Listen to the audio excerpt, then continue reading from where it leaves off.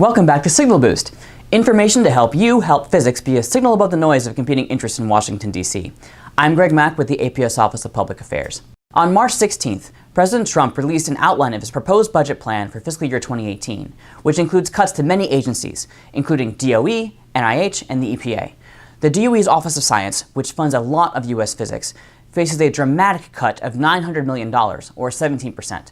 NSF and NIST were not specifically mentioned in the proposal, but the plans list a 9.8% cut to unnamed other agencies, so they still may be affected. The full details of the president's budget request will be revealed in April or May. It's important to note that this is a proposed budget request. The House and Senate still have to formulate their own versions, and there will be negotiations. In order to pass a budget, the House, Senate, and White House all have to agree. The day of the announcement, APS released a statement urging members of Congress to reject the proposed cuts. And in that statement, APS President Laura Green said, quote, "We are concerned about the budget impact on physics, but we are also part of the larger ecosystem of science.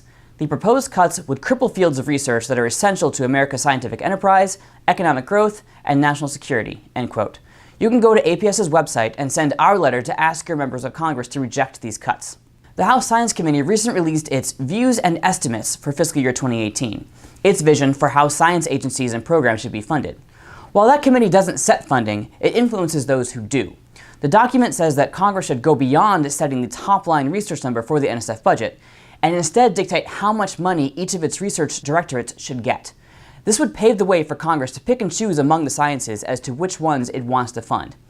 As APS President Laura Green noted regarding the president's proposed budget, cuts to other fields of science will affect physics. On a positive note, 2 bills about women in science became laws at the end of February. Representative Barbara Comstock's Inspiring the Next Space Pioneers, Innovators, Researchers, and Explorers Women Act, or Inspire Women Act, directs NASA to, quote, "encourage women and girls to study science," end quote, and go into aerospace careers.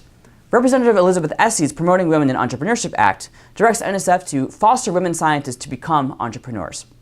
At the APS March meeting, regional directors for the 2 U.S. senators from Louisiana, Senators Kennedy and Cassidy, came to the student poster session on Tuesday, March 14th. Students from 4 different Louisiana universities told the Senate staffers about their research and experiences. The staffers saw the real faces and stories of those benefiting from federal research funding. That's important for fostering support for science on Capitol Hill. In an effort to build more science champions in Congress, the APS Office of Public Affairs is working with APS unit leaders to recruit APS members in key congressional districts across the country.